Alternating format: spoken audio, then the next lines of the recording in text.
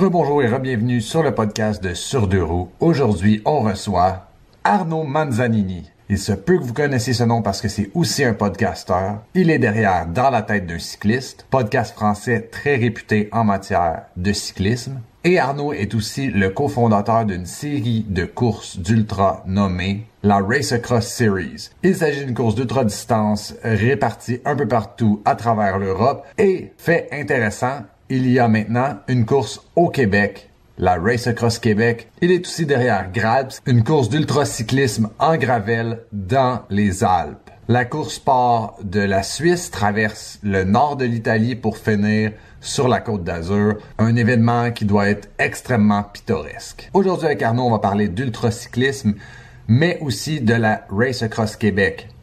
Cette année, en 2025, on va avoir le droit à la deuxième édition de la Race Across Québec. Il va y avoir l'édition du 1000 km aux distances déjà existantes de 300 et 500 km. Et si vous désirez vous lancer, comme je l'ai fait l'année passée, dans une course d'ultra-distance, j'ai un code pour vous aujourd'hui. Le sur deux roues 15 RAC 25 pour 15% de rabais à la Race Across Québec, la RAC, en 2025. Donc, sur deux roues, n'oubliez pas de mettre un S à roue, 15 comme dans 15%, RAC, RAQ comme dans Race Across Québec et 25 comme dans 2025. Donc, sur deux roues, 15, RAC, 25. Avant d'aller plus loin, je tiens à vous rappeler qu'on est sur Spotify, Apple Podcasts, YouTube, Amazon Podcasts, bref, à peu près toutes les plateformes imaginables de podcast. Je vous invite à vous abonner à mon podcast sur votre plateforme préférée et à laisser une évaluation, préférablement 5 étoiles, afin que d'autres personnes puissent découvrir mon podcast grâce à l'algorithme. Sur ce, sans plus tarder, allons parler à Arnaud.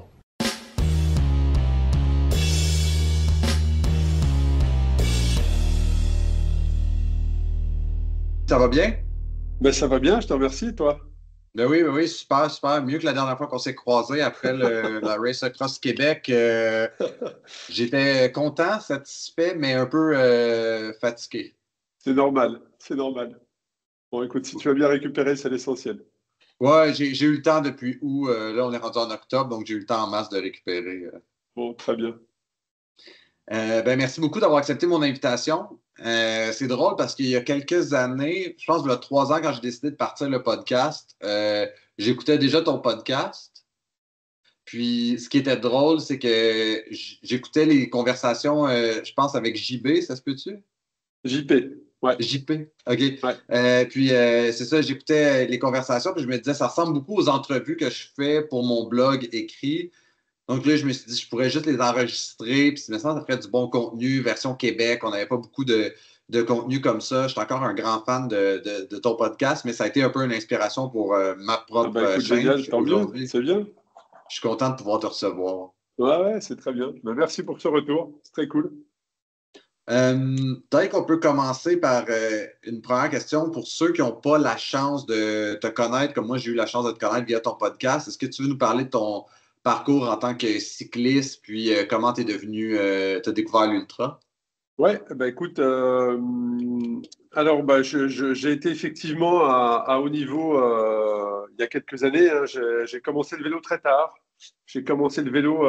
Alors ma relation avec le vélo était à l'âge de 4 ans, où je me souviens encore en Lombardie, pas très loin de Brescia, d'où mon père est originaire. Donc j'ai encore de la famille là-bas. Et en vacances estivales, j'allais voir mon cousin qui avait quelques années de plus que moi et qui gagnait toutes les courses là-bas. Et j'étais impressionné par voir ces petits vélos rouler avec des braques illimitées, donc une cadence de pédalage très importante et puis une ambiance très festive en Italie, comme c'est quand même une terre de vélo.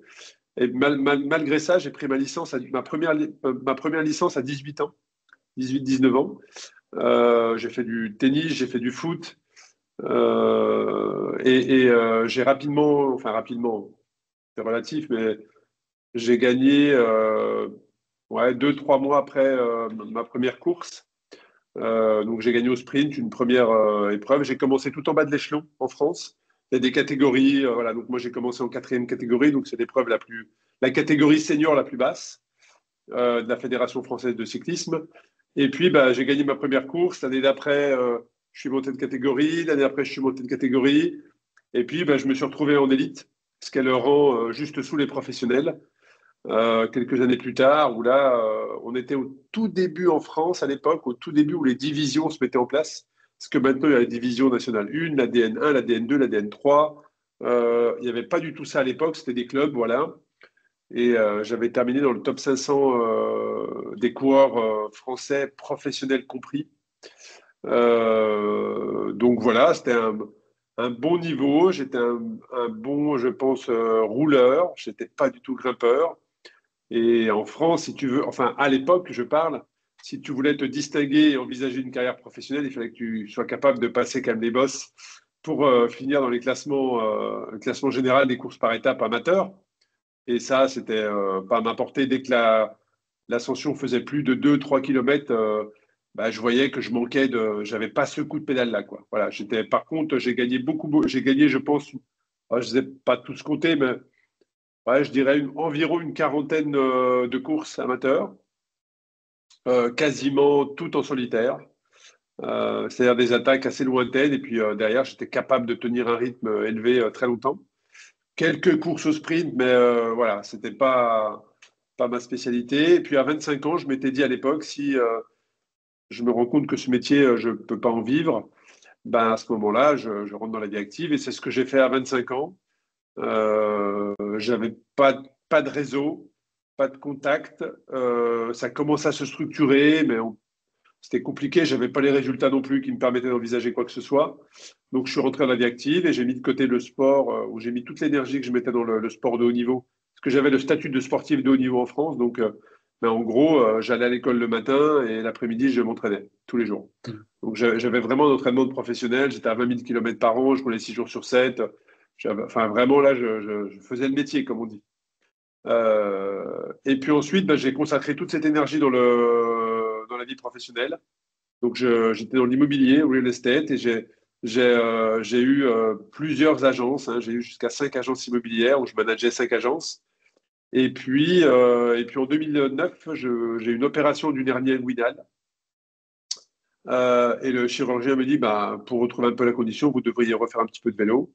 Et là, le virus m'a repris. Je suis remonté sur le vélo, j'ai croisé des copains et j'ai repris une licence et j'ai regagné des courses et c'est parti. Puis en 2010, je me suis dit, c'est quoi le sens de tout ça finalement? Tourner autour d'un clocher, gagner un saucisson, une bouteille de vin rouge. Voilà. Je me souviens très très bien, c'était en janvier 2000, en janvier, je pense, 2000, ouais, 2011, 2011 ou 2012. J'ai tapé aventure cycliste États-Unis et sur Google sort Race Across America. Et là, je me dis, mais comment se fait-il euh, en étant passionné de sport, personne ne m'a parlé de cette épreuve. Personne ne m'a parlé de cette épreuve. J'ai découvert. Et je me suis dit, waouh, faire une course de vélo qui traverse les USA, mais je veux faire cette course. Et c'est comme ça que 2 ans après, j'étais au départ de l'épreuve. Et puis en équipe de 2, où là, pour le coup, j'ai découvert l'ultra, parce qu'on n'était pas du tout prêt à ça. Hein. Franchement, sans plan d'entraînement, sans stratégie d'alimentation, sans stratégie d'hydratation, de sommeil, on a pris une claque énorme. J'avais perdu 6 kilos en 8 jours. Enfin, c'était une souffrance, une très belle réalisation, mais très difficile. Et puis 2 ans après, je me représente en solo pour aller au bout de l'aventure. Et là, ça change ma vie. Très clairement, ça change ma vie. C'est un tournant, un carrefour de vie, comme on peut dire. Et derrière, je me dis, mais en fait, ce truc est complètement dingue. Les sentiments, les sensations que moi j'ai eues, j'ai envie de les partager. Je ne peux pas garder ça pour moi. Parce que personne ne comprend.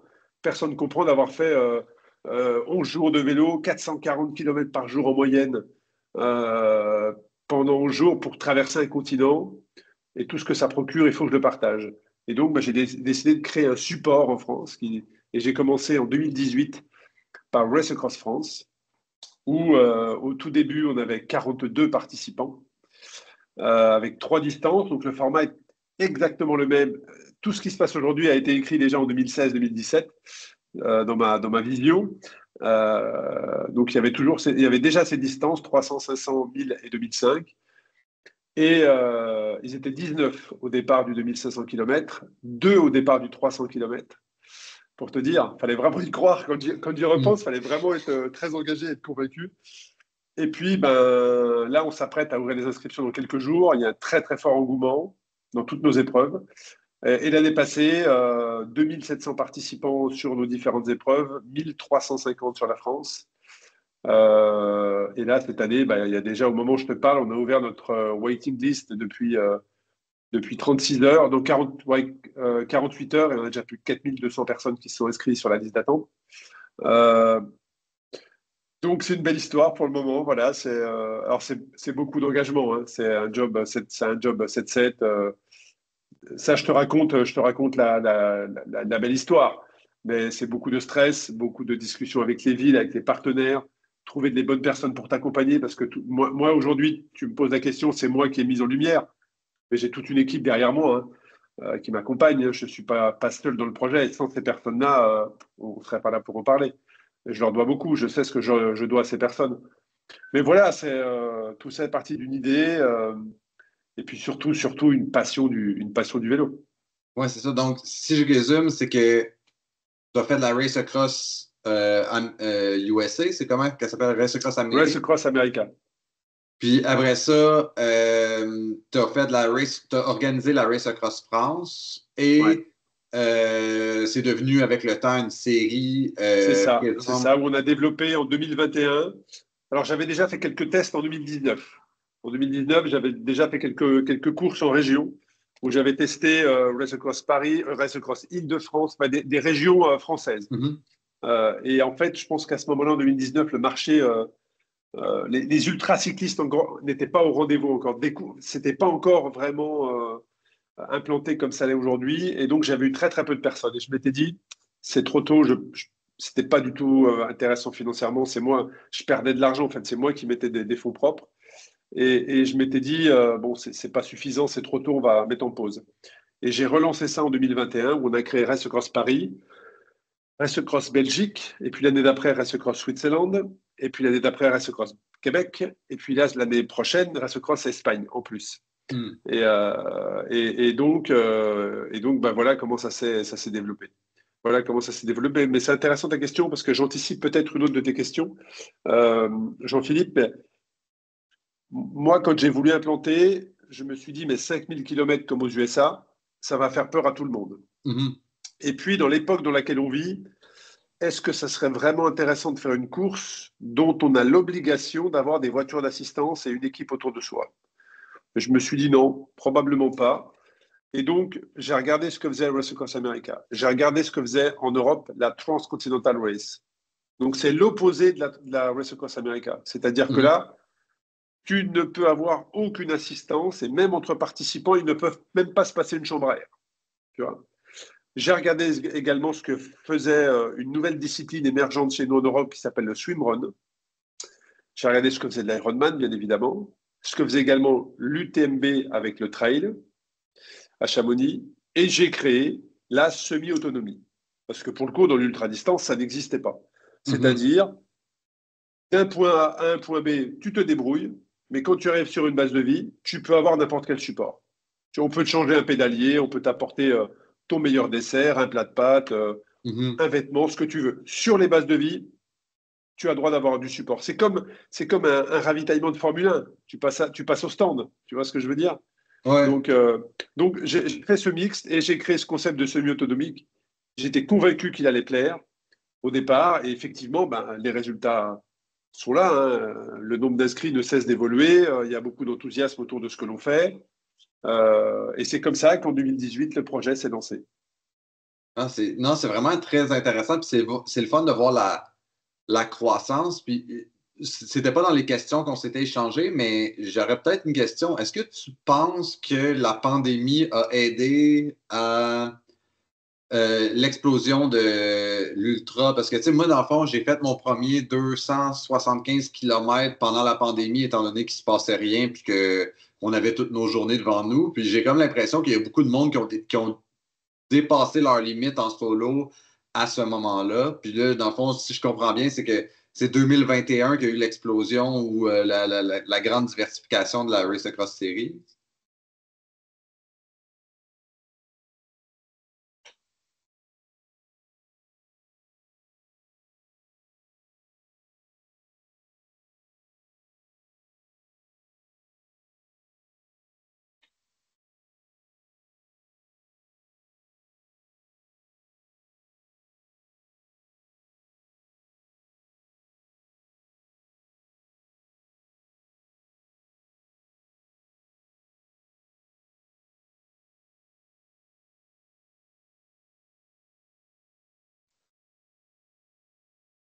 Oh, désolé.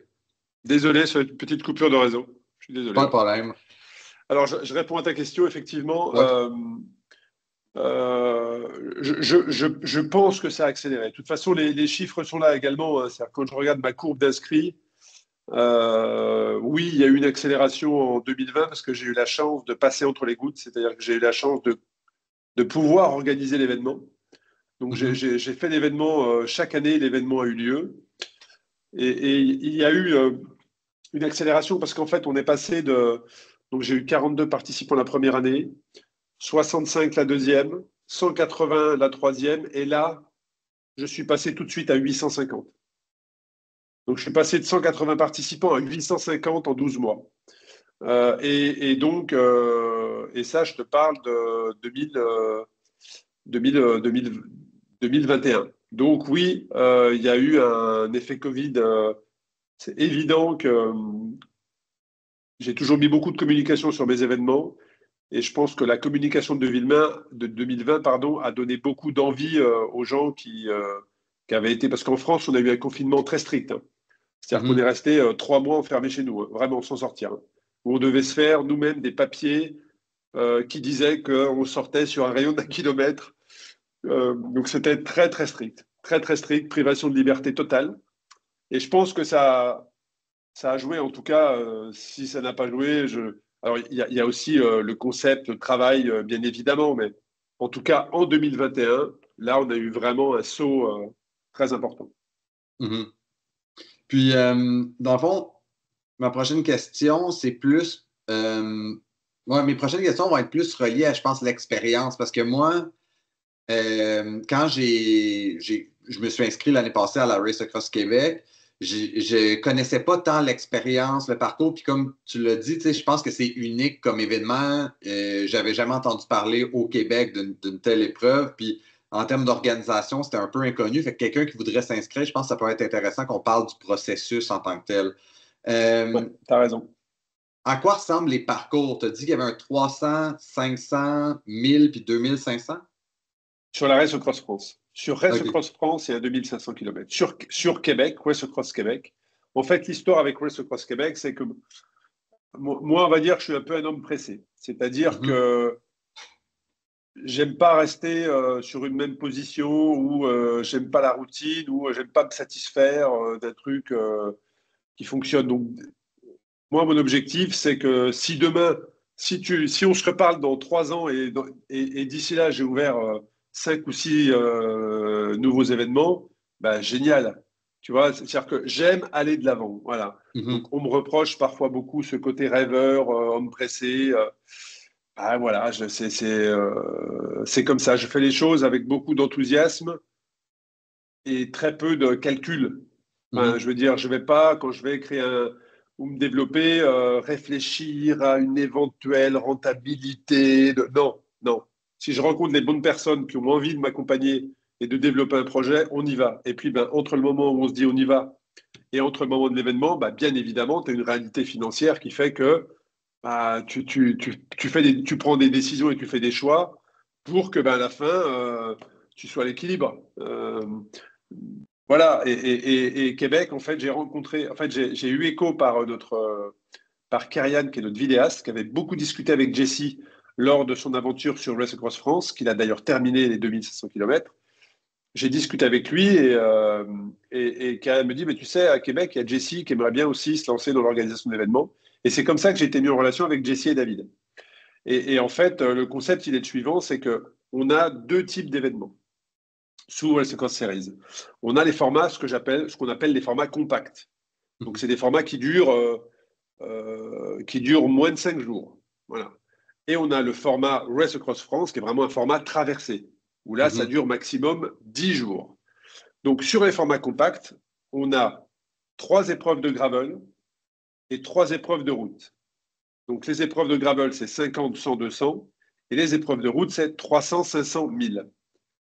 À l'exception de Québec, où cette année, en 2025, donc l'année prochaine, pardon, il y aura 3 distances, 300, 500 et 1000. Et dans ces distances, il y aura des petites portions de gravel parce que vous avez la particularité et la chance à Québec d'avoir des des segments très très propres en gravier. Mhm. Et donc, on les a insérés pour ne faire que 3 distances plutôt que 6. Voilà. Donc, c'est pour ça qu'il y aura 300, 500 et 1000. Et donc, France, eux, ce sont des traversées d'un point A vers un point B. Et donc, à Québec, on a ce principe de boucle. Et les boucles, pourquoi j'ai imaginé ces boucles au départ? C'est que je me suis dit que la meilleure manière de faire grandir la communauté de cyclistes, c'était d'éduquer, d'apprendre, et que les gens, surtout, plutôt que d'apprendre une technique, c'était que les gens, surtout, apprennent sur eux-mêmes. Et donc, gagnent confiance en eux. Parce que si demain, je te dis, tu vas faire un 500, tu vas partir d'un point A, tu vas faire 500 km ou 1000 km jusqu'à un point B, tu vas te poser des questions. Est-ce que je suis bien équipé? Comment je gère mon repas? Comment je gère mon sommeil? Comment je gère mon alimentation? Et c'est trop de logistique. Le but de notre mission, c'est de mettre un maximum de gens sur le vélo et plutôt que de tout faire pour qu'ils ne réussissent pas, c'est de tout faire pour qu'ils réussissent. Mhm. Voilà. Et donc, j'ai imaginé ce système de marguerite de boucle. Donc, un exemple, l'année prochaine sur Race Across Québec, le 500 km, il y aura une boucle de 200 et après une boucle de 300. Le 1000 km, lui, il aura 2 boucles de 500. Mhm. Voilà. L'objectif, c'est de faire une boucle, de revenir à la base de vie, de se reposer, de s'hydrater, de dormir parfois, de manger et de repartir. Donc, il y a un côté éducation, il y a une prise de confiance, et puis après, il y a la grande aventure qui est le 1000 km, c'est moins de boucles, et le 2005 sur France, où là, tu traverses tout un pays. Donc, voilà un petit peu comment j'ai conçu ça. C'est le côté je prends confiance en moi sur une distance plus courte, et après, je monte de distance jusqu'à aller à éventuellement la distance maximum. Et donc, ça nécessite des bénévoles qui soient présents pour accompagner les coureurs. J'ai toujours essayé de mettre une ambiance assez familiale sur les événements. Donc, on est très proche des coureurs. On discute beaucoup avec eux. On est présent quand ils passent. On est présent quand ils arrivent. Donc, on échange des moments d'émotion. Et puis, autour de tout ça, on a mis beaucoup de sécurité. Ben Voilà. non, c'est super intéressant. Puis, dans le fond, peut-être avant de parler de sécurité puis du déroulement de l'épreuve, tu parlais beaucoup d'initiation. Puis, je pense que les distances font peur, mais à qui ça s'adresse comme parcours? Quel type de cycliste? Alors, moi, je dirais franchement, sur un 300 km, et j'en ai vu des participants s'est lancé depuis 8 ans maintenant, ça va faire 8 ans l'année prochaine, 8e édition. Donc, je peux te dire que j'ai vu tout type de personnes au départ et tout type de personnes à l'arrivée.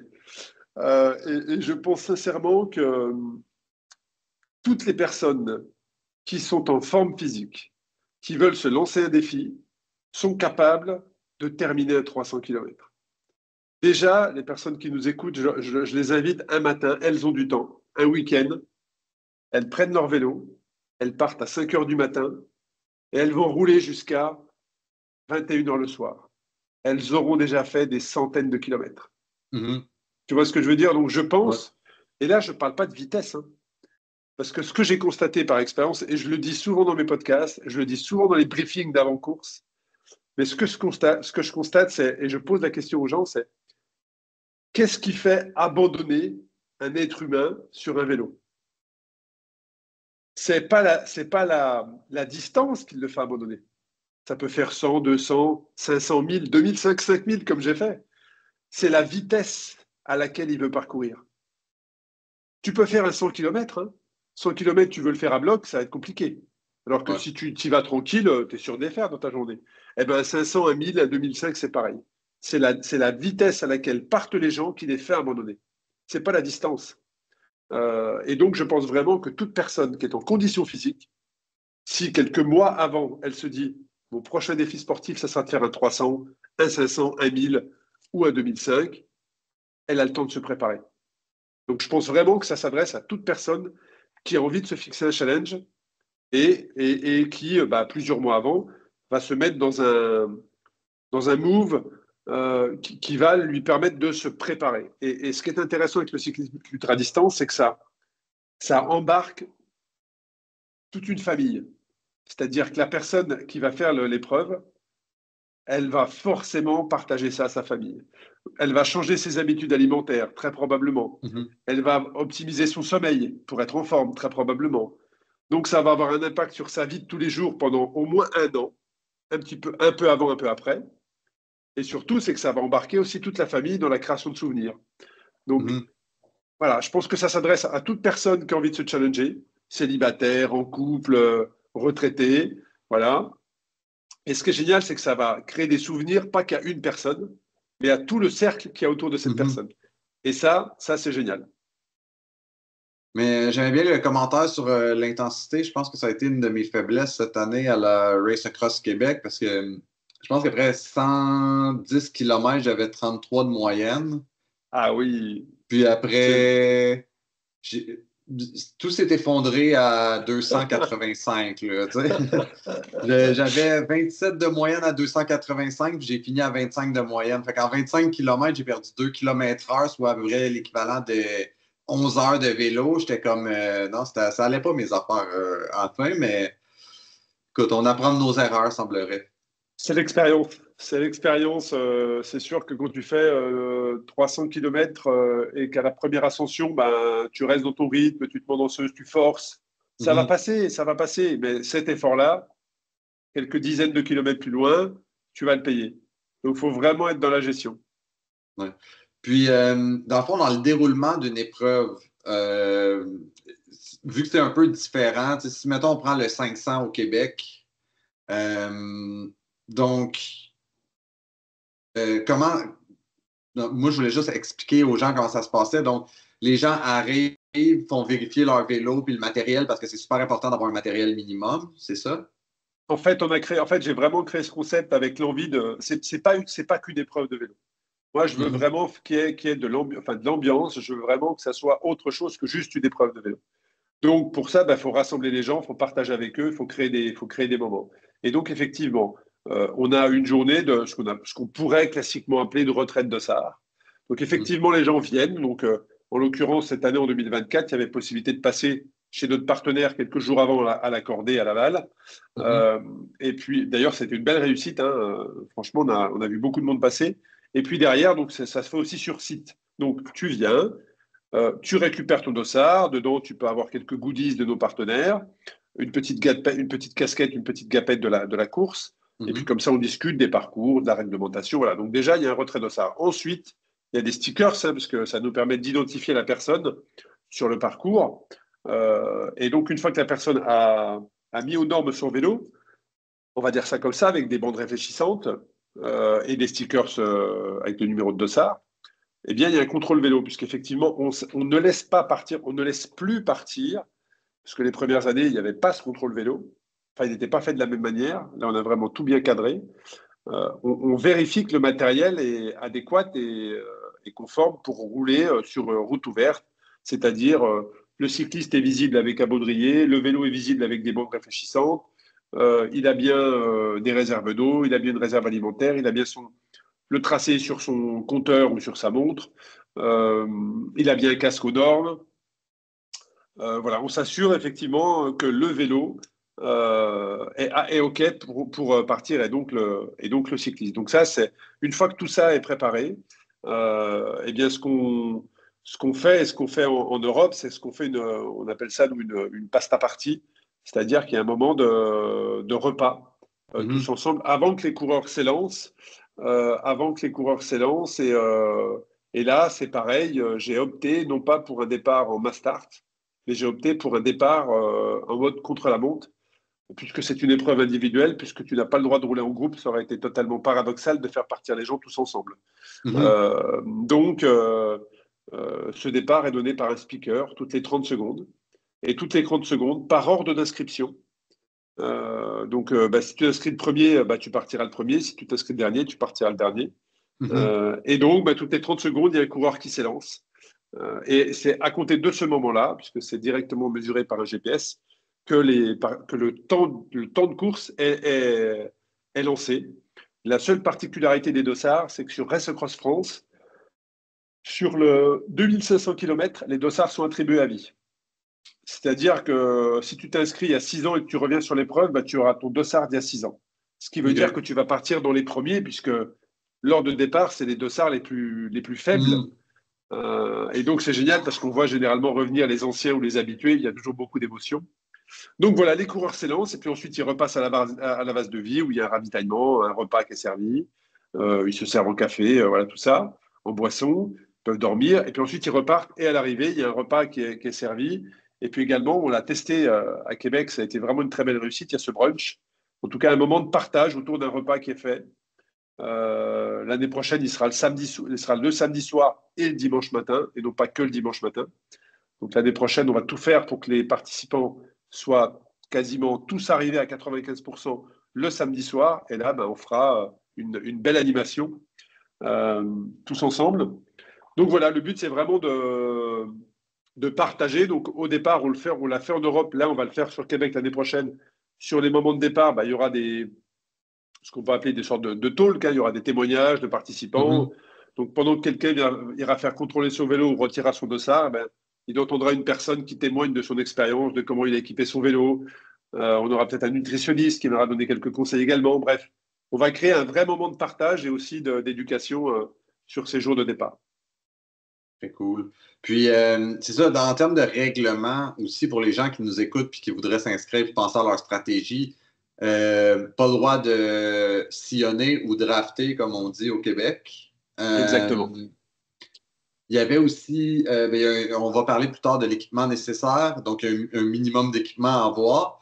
Puis, c'est ça, c'est dans le fond, en autonomie complète en dehors des bases de vie. Donc, quelqu'un ne peut pas demander à sa famille de venir le rencontrer à mi-chemin. Exactement.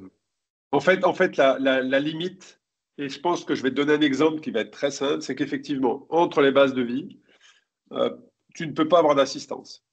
Un exemple, tu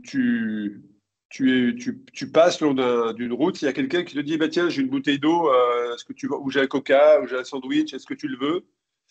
Si tu prends ce ravitaillement, il faut te dire que la personne qui l'a fait pour toi soit en capacité à le faire pour tous ceux qui sont derrière. Si c'est le cas, pas de problème. Tu peux prendre ce ravitaillement parce que tous les autres qui sont derrière pourront en bénéficier. En tout cas, toutes les personnes de l'événement peuvent en bénéficier. Donc, ça arrive beaucoup en France, nous. Ça commence à se faire sur les autres épreuves, mais on voit beaucoup en France des personnes qui ont identifié le parcours. Il se trouve qu'ils sont sur le parcours et donc, devant leur jardin, ils mettent Race Cross ravitaillement. C'est génial, ils sortent des tables de camping, voilà. Donc, si ça, il n'y a pas de problème. Si tout le monde peut en bénéficier, aucun problème. Mais si personne d'autre que toi ne peut en bénéficier, là, tu tombes dans une assistance qui est personnelle, et là, c'est pas autorisé. OK. Ah, c'est drôle. Ça j'avais pas saisi ça parce que mes beaux-parents habitaient, je dirais pas le kilomètre exact, là, mais quelque part entre 75 et 90. Puis leur entrée de maison donne sur ce kilomètre-là. Puis à la base, ils voulaient donner des bananes puis avoir des cruches d'eau. Mais si c'est pour tout le monde, pas de problème. C'est ça, mais je leur ai dit que c'était interdit de supporter, fait qu'ils ne l'ont pas fait, mais avoir su, parce qu'ils étaient très fiers que ça passe devant chez eux, mais l'année prochaine, je vais leur dire. Tu les remercieras, mais si tout le monde peut en bénéficier, au contraire, c'est génial de pouvoir créer, et je les remercie, toutes les personnes qui font ça et qui peuvent nous écouter, que ce soit à Québec ou ailleurs, c'est exactement vers quoi on tend plus tard. C'est-à-dire que le long du parcours, il y a des gens comme ça, des bénévoles. Tu sais, moi, quand j'ai fait Race Across America, je me souviens énormément d'une dame qui était... Il y avait 51 tab stations sur la Race Across America et je pense que c'était la 48e ou la 49e. Cette personne, elle avait passé 4 jours à dormir dans sa voiture, mais elle était là quand un coureur arrivait pour, sur sa petite table, je me rappelle, de camping, donner de la... Elle avait plein de petites boxes avec des alimentations différentes et ça m'a marqué. Et demain, si demain on a des volontaires sur toutes nos épreuves qui veulent comme ça participer à cet événement, ils sont capables de faire des cookies, génial. On va écrire plein de beaux souvenirs comme ça. Donc c'est génial. L'année prochaine, je vais leur dire de se préparer avec les bananes puis l'eau. Dans le fond, mes prochaines questions. Oui, l'équipement. Moi, j'avais été surpris par la longue liste d'équipements. Dans le passé, j'avais fait le 96 heures en Suède, qui était une épreuve d'ultra-distance qui partait du nord de la Suède, puis en 4 jours, on devait arriver au sud. Puis, il n'y avait aucun équipement nécessaire qui avait été demandé par l'organisation. Si tu voulais arriver avec le vélo nu, pas de sac de corde, rien, pas de sac, pas d'outils, tu pouvais. Donc, c'est sûr, je trouvais ça plus responsable, mais est-ce qu'on peut passer rapidement à travers les types d'équipements pour que les gens sachent un peu dans quoi ils s'embarquent? Oui, bah alors tu sais, c'est des équipements très basiques, hein, et plus le kilométrage est élevé, bah, bien évidemment, on s'assure Mhm. que la personne pourra passer au travers d'intempéries. Mais c'est la base, c'est des lumières avant et des lumières arrière qui soient suffisamment puissantes pour éclairer, puisqu'on a vu des fois des participants arriver avec des lumières avant qui étaient des lumières avant pour juste signaler, tu vois, Mhm. qui clignotaient, que tu pouvais acheter 2 euros dans un supermarché de sport, je sans citer de nom. Mais ça t'éclaire pas la nuit. Donc, tu Mhm. te mets en danger. Donc, on s'assure à ce que les éclairages soient les bons, euh, à ce que les compteurs soient bien téléchargés, parce que suivre sa trace, c'est important pour ne pas se perdre. Parce que Mhm. si tu n'as pas ta trace, tu te perds. Donc, on s'assure que la trace est bien téléchargée, que le numéro d'urgence est bien enregistré dans le téléphone et dans les favoris. Que Mhm. si tu as un accident, dans la panique, tu vas plus savoir comment t'enregistrer le numéro, où est-ce qu'il est. Mhm. Donc tu l'enregistres, tu le mets dans tes favoris, comme ça, tu as un accident, tu paniques, hop, favori, tu vas tout de suite trouver. Donc on s'assure de ça. Qui est bien une réserve alimentaire, hein, qui est au moins 400 calories, que la personne parte au moins avec 400 calories, 400, euh, oui, calories d'alimentation. Une réserve d'eau, donc c'est 2 bidons d'eau, au moins 1 litre. Voilà, c'est pas grand-chose. Et puis, bah, si le kilométrage est important, comme le 1000 km notamment, là, on s'assurera qu'il y a une veste chaude ou une doudoune ou une veste de Mhm. pluie. Parce que, en fait, je me suis rendu compte avec l'expérience que le cycliste ultra-distance, quand il part, 98% pense que tout va bien se passer. Tu n'auras pas d'accident, tu n'auras pas de problème. Voilà. Et puis, ben, on se rend compte que quand il y a un problème, ça peut vite devenir dramatique. Donc, Ouais. on a mis aussi des couvertures de survie. Donc, tous les participants, c'est des couvertures de survie. Et souvent, on me dit, mais pourquoi deux? On en a mis deux. C'est 2 couvertures de survie. Mais je suis tout seul, une, ça me suffit. Ben non, une des fois ne te suffit pas. Parce qu'imagine que tu arrives sur la route, tu trouves un de tes collègues qui est parti 15 minutes devant toi, et puis ben, tu le retrouves dans un coin du fossé, il est accidenté, ben, déjà tu vas te servir d'une couverture de survie pour lui, et après tu vas repartir. Et tu en auras aussi besoin d'une pour toi si jamais. Mhm. Mais voilà la couverture de survie. Donc là, cette année, on a rajouté aussi un Mhm. petit sifflet. Pourquoi? Bah, c'est très... Alors, le sifflet, on ne veut pas qu'il soit au fond du sac, hein. Ça n'a aucune utilité. Mais il faut qu'il soit quand même soit dans la poche arrière, soit maintenant, on voit beaucoup de sacs à dos, un petit peu comme en trail. Donc, on essaie Mhm. de le mettre sur la poche avant. C'est que si jamais tu tombes, et ça aussi, c'est pareil, ce qu'il faut que les gens prennent bien conscience, et tout ce qu'on a mis en place, c'est qu'on a eu des caps très précis, c'est de l'expérience. C'est pas juste, tiens, si on faisait ça, ça serait pas mal. Non. L'expérience nous montre que c'est important. Et ça peut Mhm. sauver des vies. Donc, un petit sifflet quand tu tombes dans un ravin. Personne ne te voit, hein. Personne ne te voit dans un ravin. Ou même, je parle d'un ravin. Alors, les gens vont me dire à Québec, il n'y a pas de ravin. Mais tu tombes dans contre un fossé ou Ouais. derrière un parapet, ou bref, tu chutes et il se trouve que là où tu es, et tu es immobile parce que tu es choqué, voilà, on ne te voit pas. Ben, un sifflet, là, on t'entend. Et Mhm. donc, forcément, c'est important. Donc, il y a ça, et il y a aussi la nuit. La nuit, il y a quand même beaucoup d'animaux. Ben, avec ton sifflet, tu siffles toutes les 30 secondes, toutes les minutes. Certains chantent. Bon, ben voilà, s'ils aiment chanter, ils peuvent chanter, mais un petit coup de sifflet régulièrement, ben, ça va éviter les animaux sauvages de se mettre en travers de ton chemin. Donc voilà, c'est plein de petits détails. Puis cette année, on va rajouter en 2025 un cadenas à code. Alors tu veux me dire, Mhm. un cadenas à code, pourquoi rajouter un cadenas à code? Alors ça pèse pas très lourd, hein. Tu as des solutions avec des fils qui sont très très simples. Mais en tout cas, après à Québec, peut-être que c'est différent, mais en France et en Europe généralement, quand tu as un accident, les secouristes ne prennent pas ton vélo.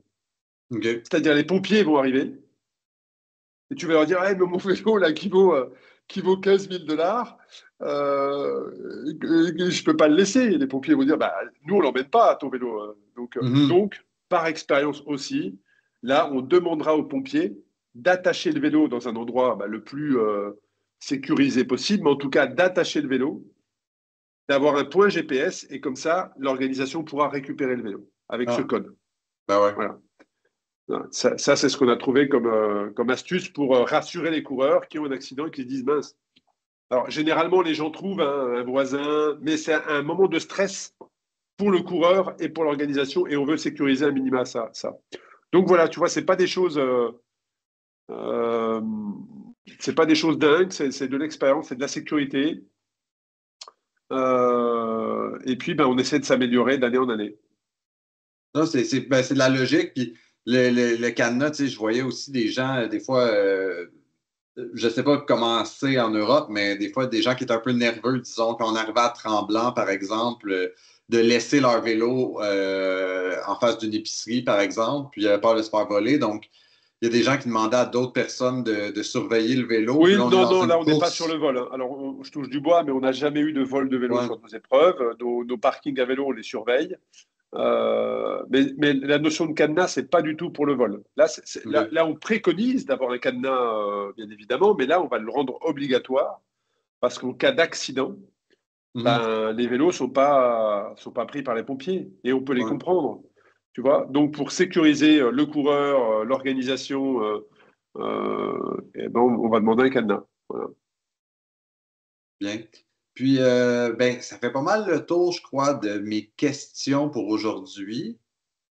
Là, on disait, dans le fond, pour les gens qui seraient intéressés à s'inscrire à la Race Across Québec ou une destination européenne, euh, dans le fond, là, présentement, c'est la waiting list.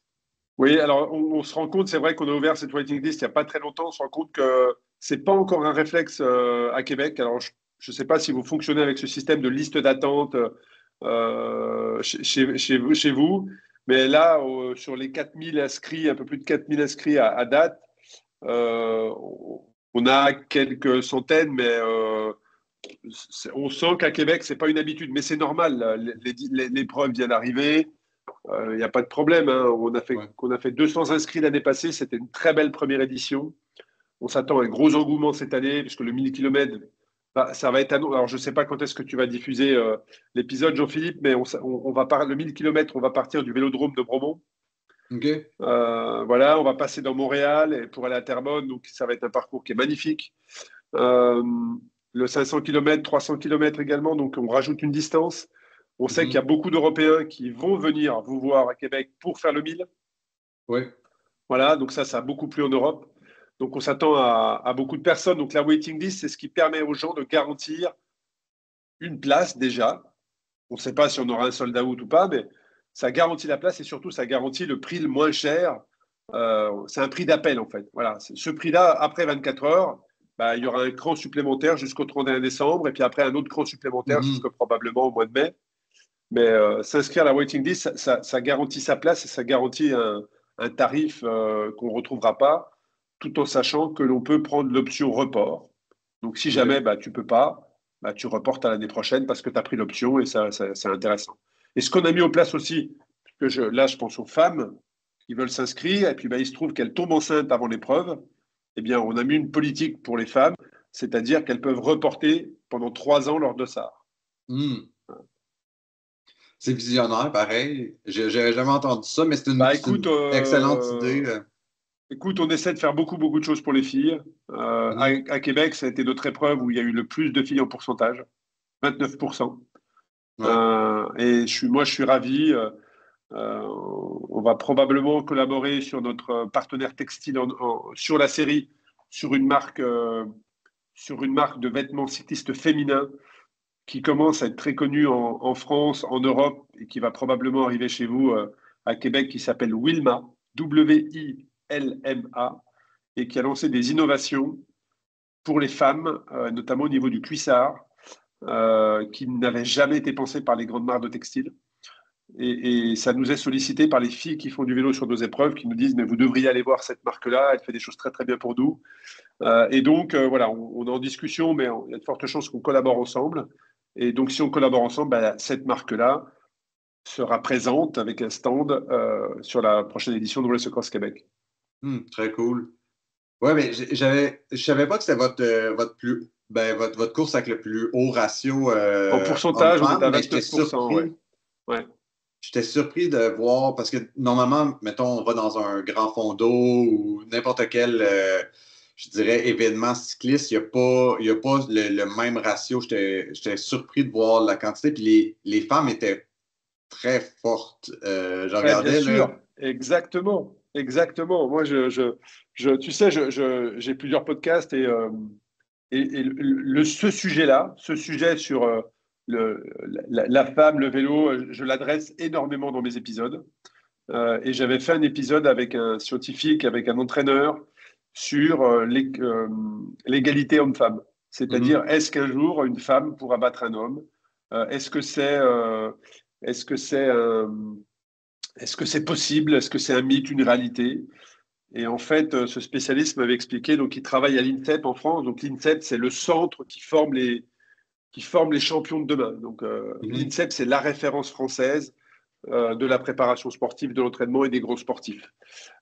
Et donc, il m'avait expliqué qu'en fait, à parcours équivalent, à niveau d'exigence équivalent, à météo équivalente, à niveau de forme, de santé équivalente, une femme ne battra jamais un homme, puisqu'il a toujours constaté qu'il y avait 10% d'écart. C'est-à-dire la meilleure femme produira 10% de watts en moins que le meilleur homme. Mhm. Euh, la meilleure femme mettra 10% de temps en plus que le meilleur homme à conditions équivalentes. Donc un jour, peut-être, on réussira à avoir une femme qui gagne. C'est déjà arrivé d'ailleurs. Hein. Je ne dis pas qu'une femme ne peut pas battre un homme. Loin de là, les femmes peuvent totalement battre les hommes. C'est pas mon discours. Mais voilà, en tout cas, c'est vraiment un sujet moi qui m'anime.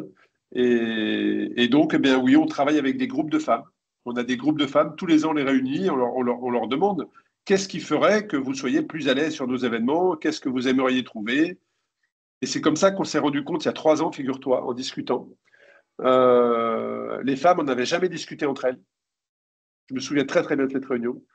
Et en fait, en discutant, on s'est rendu compte que le cyclisme ultra-distance était quand même, comme toute épreuve ultra, en fait, hein, les langues commencent à se délier maintenant et on commence à avoir des articles sur ça, mais ça dérègle tellement leur corps, Ouais. ça dérègle tellement leur corps qu'en fait, leurs règles arrivent alors que ce n'était pas du tout prévu. Mhm. C'est-à-dire qu'une femme qui va faire de la longue distance, bah, au bout de 2 ou 3 jours, donc sur un 1000 km, c'est potentiellement possible, bah, c'est tellement un engagement physique important que son cycle menstruel arrive alors qu'il n'était pas du tout prévu. Et donc, bah, on a trouvé un partenaire et on a mis des produits hygiéniques sur nos bases de vie pour que justement, elle puisse être totalement à l'aise avec ça. Mhm. Ah, c'est super bien adapté, ça. Désolé pour le son. Je regardais en même temps que tu me parlais parce que de mémoire, dans le top 5 l'année passée à Québec, il y avait deux Oui, femmes dans le top 5.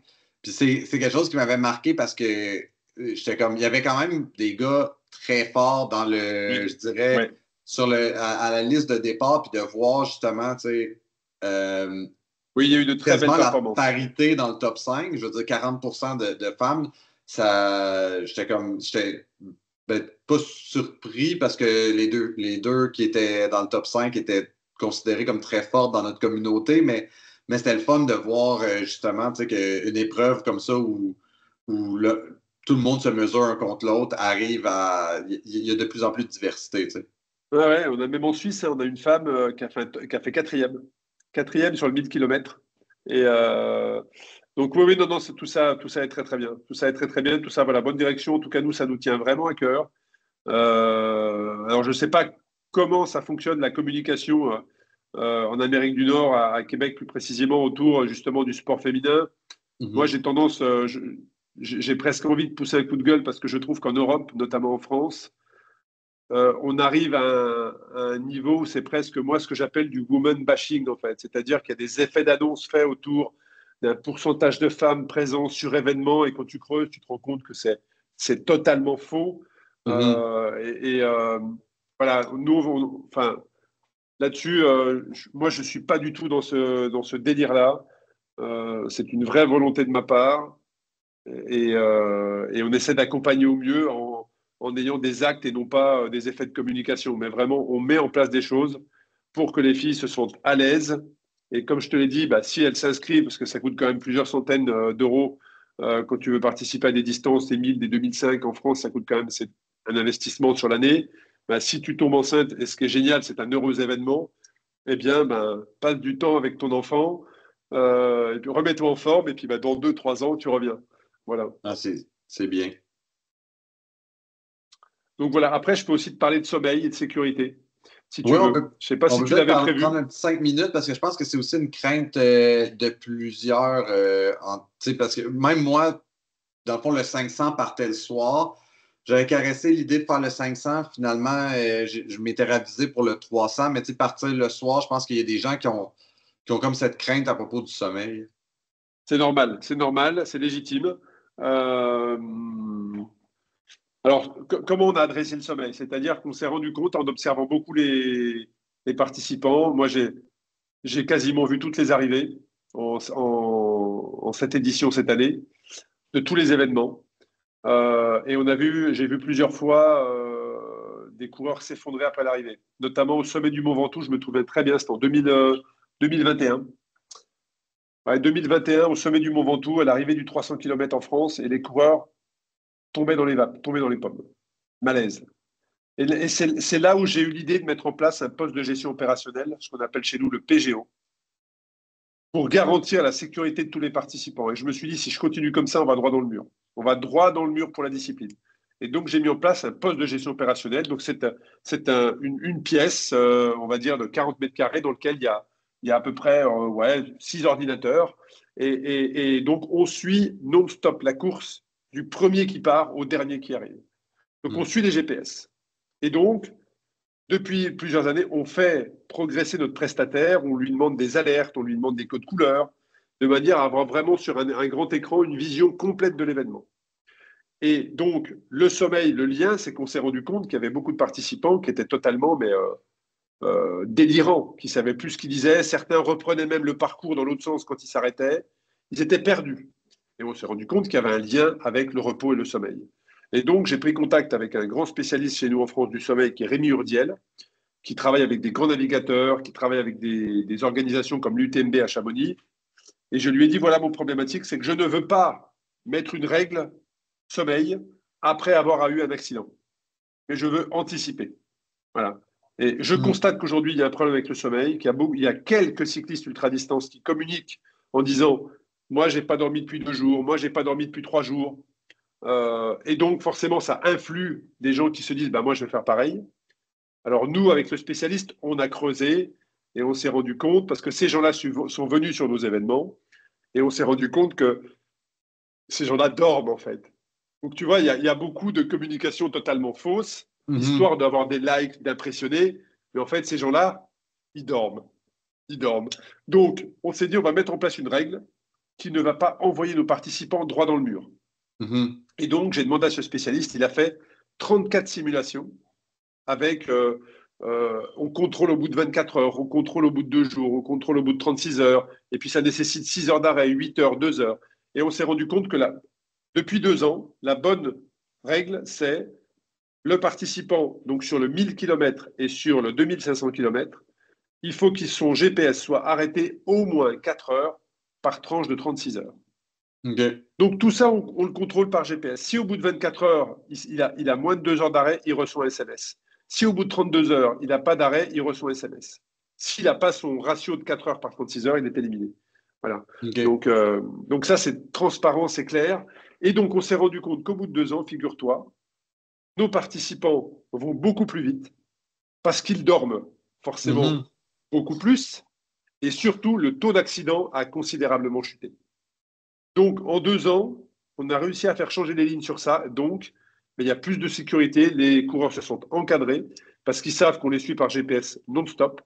Et ça, je me souviens parfaitement d'un coureur l'année passée qui est venu me voir en me disant « Arnaud, merci pour ton organisation, puisque sur tes épreuves, je peux me dépasser totalement librement en toute sécurité. Pour moi et pour ma famille qui est à la maison et qui me suit. » Et ça, voilà, je suis convaincu qu'on est dans la bonne direction avec ça. J'ai même un participant, et dernière anecdote, qui, quand j'ai annoncé la règle du repos, la règle de sommeil, m'a envoyé un mail en me disant bah, écoute, ça ne me plaît pas, je demande mon remboursement. Ça a été le seul à l'avoir fait. Hein. Je l'ai remboursé. Et figure-toi qu'à l'arrivée de Race Cross France l'année passée, il est venu me voir et il m'a dit Arnaud, je tenais à m'excuser. Je tenais à m'excuser parce qu'en fait, je me rends compte qu'après 2 années, bah, ta règle, elle est totalement fondée. Et je serai au départ en 2025 de ton épreuve. Et là, je me suis dit, on a fait bouger les lignes. On a fait bouger les lignes. Mais ça, c'est drôle parce que, tu sais, on est dans un sport un peu où il faut être dur, faut être persévérant, tu sais, la souffrance est là. Puis je compare ça souvent au hockey sur glace au Québec où quand les ligues demandent un équipement minimum, les gens sont très, très fâchés au début. Puis après ça devient normal, tu sais. Mais ultimement, c'est juste pour la sécurité des gens, mais j'ai l'impression que la culture fait en sorte que on veut être tough, on veut l'expérience la plus dure, puis au final, c'est pas nécessairement l'expérience qui va rendre la chose la plus intéressante d'un point de vue sportif, mais c'est juste culturel qu'il faut être tough, faut être. Ouais. Puis tu sais, nous en France, on est des grands râleurs, hein, c'est bien connu. Hein. Ouais. Donc, donc oui, je me souviens au départ, sur une couverture de survie, ça pèse combien une couverture de survie? Ça pèse 30 grammes. Ça pèse rien une Ouais. couverture de survie, mais ça porte bien son nom. Ça te sauve la vie. Eh bien, tu as des personnes qui nous disaient, bah, moi, j'en prendrais pas deux, en fait. Une, ça me suffit. Et on lui disait, bah, si tu n'en prends pas deux, tu pars pas. Tu vois et pour 30, 40 grammes, mais bon, voilà. Après, j'ai totalement conscience qu'on casse les codes, j'ai pas du tout peur de dire qu'on est vraiment leader sur le cyclisme ultra-distance aujourd'hui, dans le Mm-hmm. cyclisme ultra-distance de demain, ça c'est clair. Et donc, bah oui, ça nécessite parfois de prendre des décisions courageuses. Et là-dessus, bah, je pense avoir suffisamment de courage pour savoir où je vais. Et j'ai moi-même été cycliste ultra-distance, donc je sais ce que c'est que d'être en détresse la nuit, perdu, tout seul. Voilà, donc en tout cas, je sais que alors l'accident, la sécurité zéro, tu sais bien ce que ça Ouais. n'existe pas à partir du moment où tu lâches 1000, 2000, 200, ne serait-ce que deux ou même un participant sur la route. Mais par contre, on fait tout pour que les gens réussissent leur défi. Ben, c'est de la musique à mes oreilles. Moi, je m'étais senti très en sécurité l'année passée. Puis j'avais adoré les tracés, puis je pense que tout le monde était bien d'accord sur la qualité de l'organisation. Donc, on risque On de a eu se de très bons revoir. retours. Ouais, je te Ouais, remercie Jean-Philippe. Ouais, je te remercie Jean-Philippe pour ton retour, mais on a eu de très bons retours sur l'événement de par les participants. mhm, Cet événement a été énormément observé par les Européens. Donc, on a mhm. beaucoup d'Européens qui nous ont envoyé des messages en disant oh là là, mais l'ambiance à Québec a l'air géniale. Enfin, on a envie de venir. Donc, on s'attend à un événement 2025 avec aussi probablement 400, 500 personnes. Oui, tout à fait. Ce qui était drôle aussi, puis c'est une parenthèse qui a peut-être moins rapport à notre podcast, mais par la suite, dans les semaines qui ont suivi, on avait beaucoup de gens qui venaient d'Europe, qui venaient au group ride, aux sorties de groupe dans les cafés locaux, etc. Puis je trouvais ça drôle parce que les gens étaient ah ben on a vu ça sur Instagram, on était inscrit à Race Across Québec, on a décidé de rester une semaine de plus puis de faire Exactement. tous les coins connus. Fait que ça a été un vecteur économique intéressant. Puis le tracé passait par tous j'ai juste un mot en anglais, milestone, là, les succès ou les routes d'entraînement les plus connues du Québec, le Nordais, C'était le le but. corridor Ça européen. fait partie, tu sais, sur les parcours, je travaille avec une douzaine de personnes. Donc, comme je te l'ai dit, hein, là, c'est moi qui parle, c'est moi qui suis mis en Mhm. lumière, mais je ne suis pas tout seul. Et donc, dans l'ombre, pour les parcours, parce qu'il y a aussi d'autres personnes qui font d'autres choses, mais pour les parcours, j'ai 12 personnes avec moi dans toutes les épreuves dont je t'ai parlé. Suisse, France, Espagne, Paris, Belgique. Et ces gens-là, je leur donne en fin d'année, enfin l'été, parce que les parcours se font l'été pour l'année d'après, euh, je leur donne mes envies, on va dire. C'est-à-dire que telle distance, tel pourcentage à ne pas dépasser, tel dénivelé à ne pas dépasser, j'aimerais aller dans telle région, j'aimerais voir ça, ça, ça. Voilà. Et derrière, bah, les gens tracent et on arrive. Alors pour France notamment, tu vois, je viens de valider le parcours définitif pour France aujourd'hui et on a fait 10 trajets. On a tracé 10 fois la map pour aboutir à la finale. Donc oui, ça nécessite beaucoup de temps de la part de ces gens-là que je remercie une nouvelle fois, mais au final, c'est pour que les... En tout cas, moi, c'est pour ça que je fais du vélo. C'est pour Mhm. découvrir de nouveaux parcours, découvrir des nouveaux horizons, et à chaque virage, je me dis, waouh, ici, c'est génial. Tu vois, c'est beau. Pour moi, c'est une des raisons pour lesquelles je fais du vélo, c'est découvrir de nouveaux paysages. Fantastique.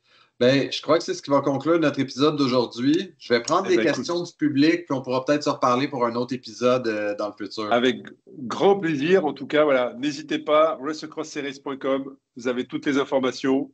Je serai présent sur la 2e édition de Québec. Je serai au départ et à l'arrivée à Terrebonne. Donc, j'aurai grand plaisir à tous vous rencontrer, sans problème. Parfait. Ben, un gros merci pour ton temps et au plaisir de se Merci revoir. Jean-Philippe pour ton invitation. Merci.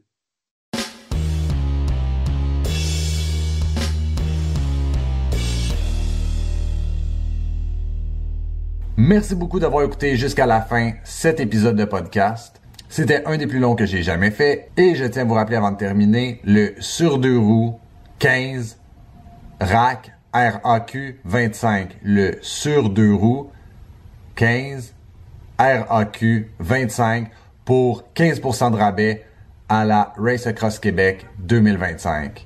Sur ce, je vous dis à dans 2 semaines. Merci beaucoup, à bientôt.